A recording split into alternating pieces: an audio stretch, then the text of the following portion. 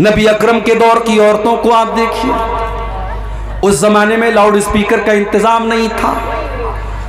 अल्लाह के नबी तकरीर करते थे, आमतौर से मर्दों के बीच में तकरीर करते थे, औरतों के दरमियान आपका बयान नहीं होता था। एक मर्तबा कुछ औरतें आई, अय अल्लाह के नबी, मर्द लोग आपकी बातों को सुनते हैं, हम औरतों को तो आपकी बात सुनने को नहीं मिलती है। अय अल्लाह के नबी, आप हफ्ते में एक दिन हमको भी दीजिए ताकि हम भी दीन की बातें आपसे सुना करें। नबी अकरम ने देखा कि इन औरतों के अंदर दीन को सीखने की तड़प मौजूद है, आपने अलग से हफ्ते का एक दिन औरतों के लिए तय कर दिया।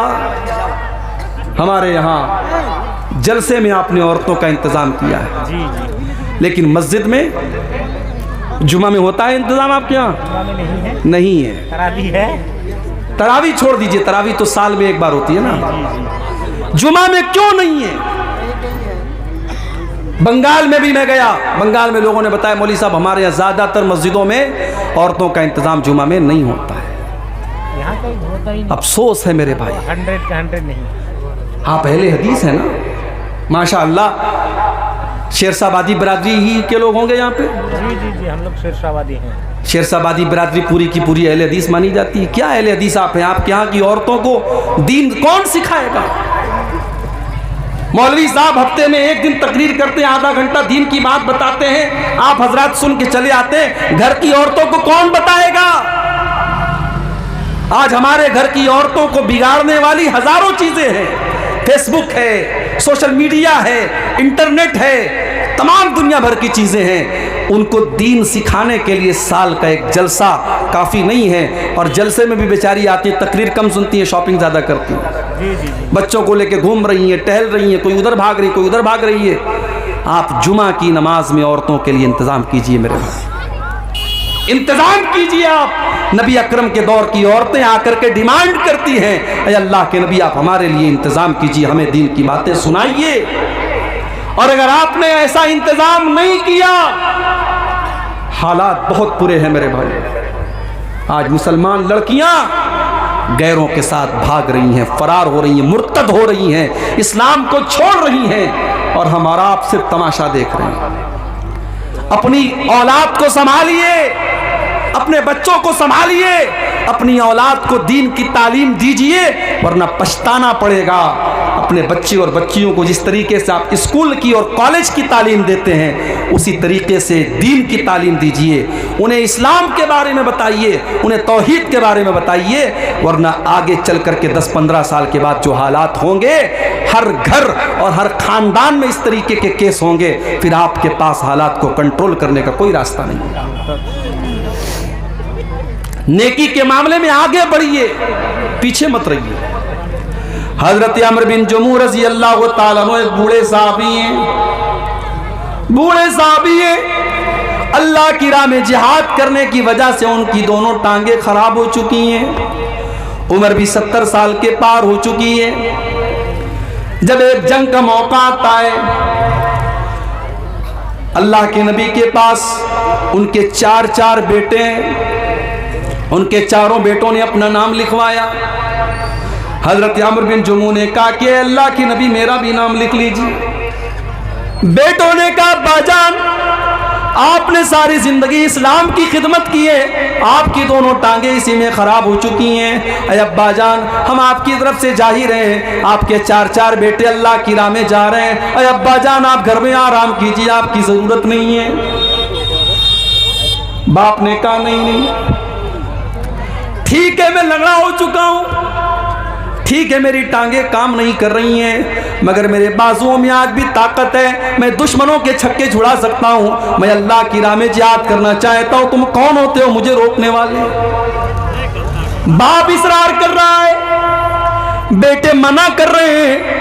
मामला अल्लाह के नबी के पास आता है, बेटे कहते हैं अल्लाह के नबी मेरे बाप को समझाइए, उनको बताइए, वो तो बूढ़े हो चुके हैं, उनकी दोनों टांगे काम नहीं कर रही हैं। अल्लाह के नबी ने हजरत अमर बिन जमू से कहा कि आप मत जाइए, आपको जरूरत नहीं है।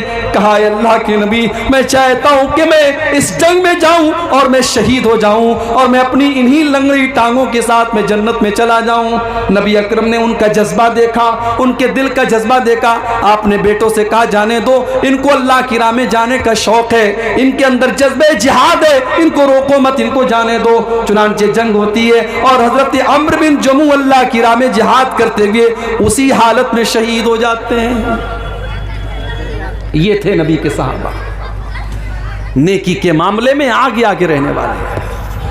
हम और आप नेकी के मामले में पीछे रहते हैं, इंतजार में रहते हैं कि हमें कोई जब मोटिवेट करेगा, जब कोई कहेगा तब हम ये काम करेंगे। मेरे प्यारे साथियों, नेकी के मामले में आप आगे बढ़िए।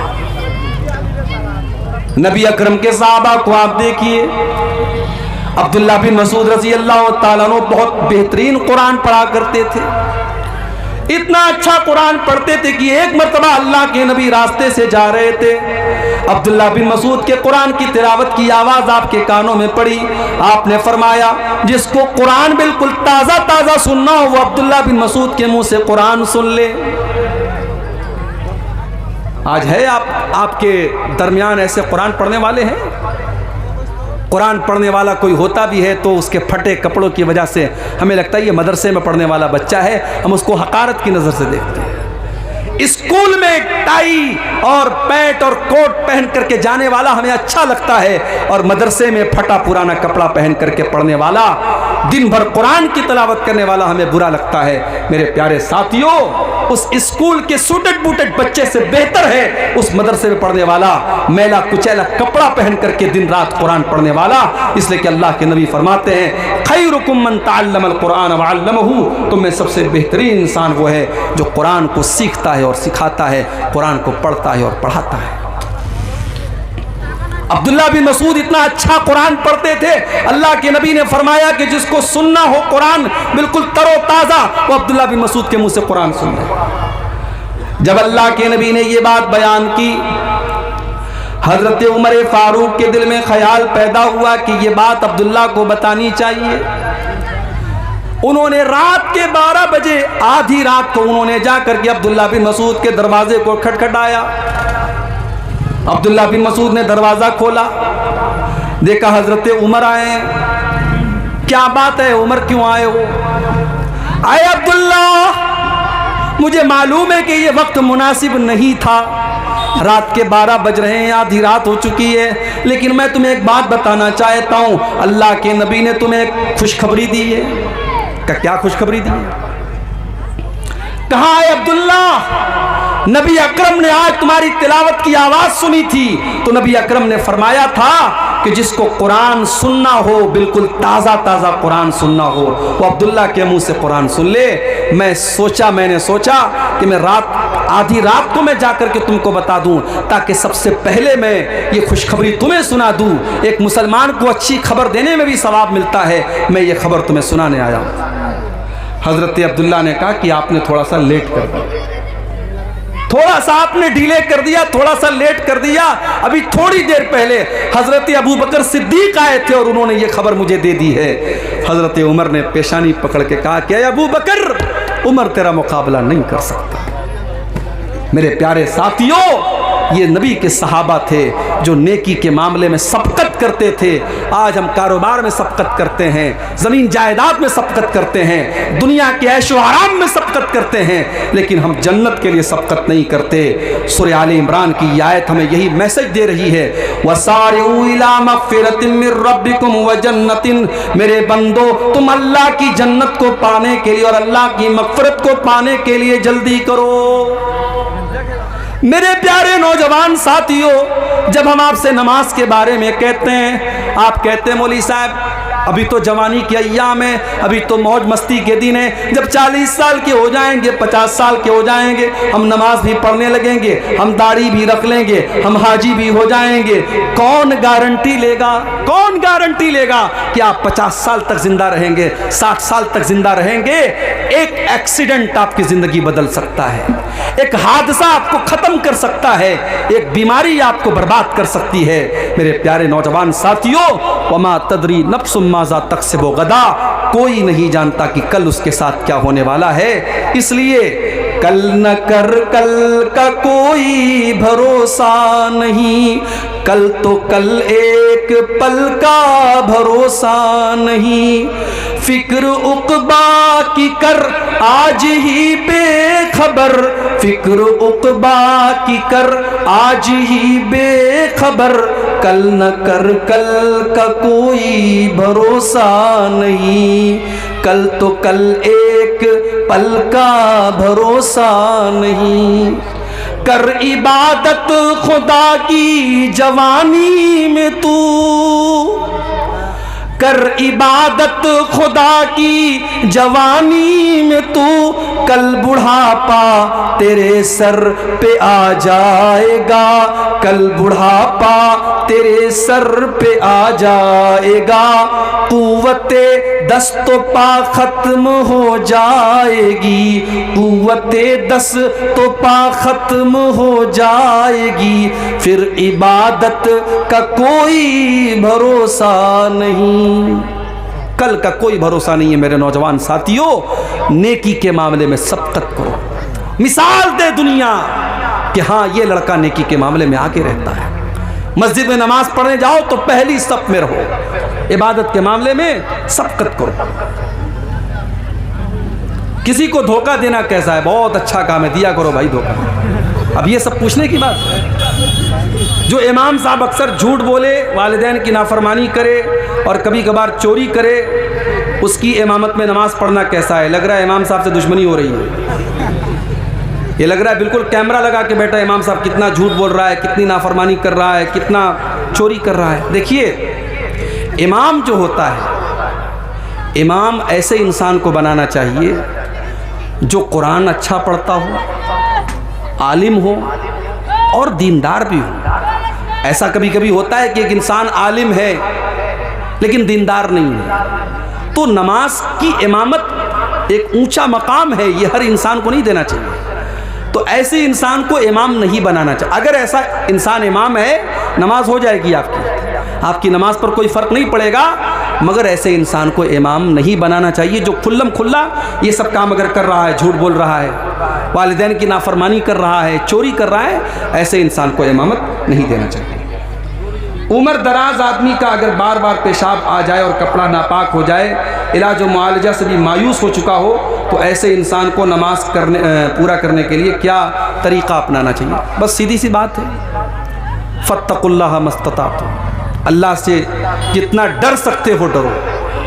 जिस इंसान को ये प्रॉब्लम है कि उसका पेशाब रुकता ही नहीं है, कतरा कतरा बहता रहता है, तो अब जाहिर है वो मजबूर है। अगर वो इलाज करा चुका है और इलाज से भी कोई फ़ायदा नहीं हो रहा है, तो ऐसा इंसान नमाज उसी हालत में पढ़ेगा। लेकिन हाँ, हर नमाज के टाइम वो नया वज़ू करेगा। ज़ोहर में मान लो उसने वज़ू किया, बीच में उसको हवा खारिज नहीं हुई, पाखाना करने के लिए वो नहीं गया, लेकिन तब भी असर का टाइम आएगा वो फिर से वज़ू करेगा। इसलिए कि ये बीमारी जिसको है उसके लिए हुक्म है कि वो हर नमाज के टाइम अलग से वज़ू करेगा। इसी तरीके से बाज़ लोगों को हवा खारिज होने की बीमारी होती है, उनको हर मिनट पर हवा खारिज होती है, वो हर तरीके का इलाज करा चुके हैं लेकिन उनका मसला हल नहीं होता है। तो उनके बारे में भी सही मसला यही है कि वो उसी हाल में नमाज़ पढ़ेंगे, वज़ू करेंगे और नमाज़ पढ़ेंगे। ठीक है। जामा मस्जिद में जगह की किल्लत है, मस्जिद के इर्द गिर्द भी जगह खाली नहीं है, इसलिए मस्जिद को दूसरी जगह मुंतकिल करना चाहते हैं। ऐसी सूरत में मस्जिद की पुरानी ज़मीन को फ़रोख्त कर सकते हैं या नहीं, जबकि मुंतकिल शुदा मस्जिद की ज़मीन सिर्फ 250 फीट की दूरी पर है। अब देखिए, ये मसला थोड़ा सा पेचीदा है, इसके बारे में तहकीक करनी पड़ेगी कि अब ये जो सिचुएशन है, जैसे कभी कभी ऐसा होता है कि मस्जिद की जो जगह है वहाँ पे हाईवे निकल रहा है, जी। तो हाईवे जब निकलता है या इस तरीके की कोई मजबूरी आती है तो जाहिर है मस्जिद को ट्रांसफ़र करते हैं। तो वो सूरत यहाँ पर भी ऐसा लग रहा है कि अपनाई जा सकती है, जब जगह कम भी है तो ऐसा कर सकते हैं, लेकिन फिर भी इसके बारे में थोड़ी सी तहकीक करने के बाद ही जवाब दिया जा सकता है। इमाम का इंतखाब अवामुन्नास के ज़रिए होगा या आलिमों के ज़रिए होगा? देखिए, अवाम के इंतखाब के लिए कोई शरीयत की शर्त नहीं है। अल्लाह के नबी ने कुछ क्राइटेरिया बता दिया है कि इमाम ऐसा इंसान होना चाहिए जो कुरान को ज़्यादा पढ़ने वाला हो, सुन्नत का जानकार हो, नमाज का तरीका जानने वाला हो। अगर उस क्राइटेरिया पर कोई मोहल्ले में कोई इंसान खरा उतर रहा है, उसको अवाम भी इमाम बना सकती है। कोई ज़रूरी नहीं कि उलमा की एक कमेटी हो वही इमाम बनाए, ऐसा कोई ज़रूरी नहीं है। तो मेरे नौजवानों, ये जो मसला है दीन के अंदर आगे आगे रहने का, इसको हम अपने अंदर पैदा करें। हम बैक बेंचर ना बने। स्कूल में होता है ना, स्कूल में क्लास में पीछे बैठने वाला जो होता है उसको बैक बेंचर बोलते हैं। तो जो बिल्कुल फिसड्डी होता है, जो इम्तिहान में फेल होता है, उसको हम बोलते हैं बैक बेंचर। दीन के मामले में आप बैक बेंचर मत बने, दीन के मामले में आप आगे रहने वाले बने, पहली सफ में रहने वाले बने। यही हम आपसे उम्मीद करते हैं। अल्लाह से दुआ है रब्बुल आलमीन हम सबको नेकियों के मामले में सबकत करने की तौफीक अता फरमाए। रब्बुल आलमीन हमारे गुनाहों को माफ़ फरमाए, नेकियों में आगे आगे रहने की तौफीक दे। आमीन व आखिर दावाना अनिल हम्दुलिल्लाहि रब्बिल आलमीन।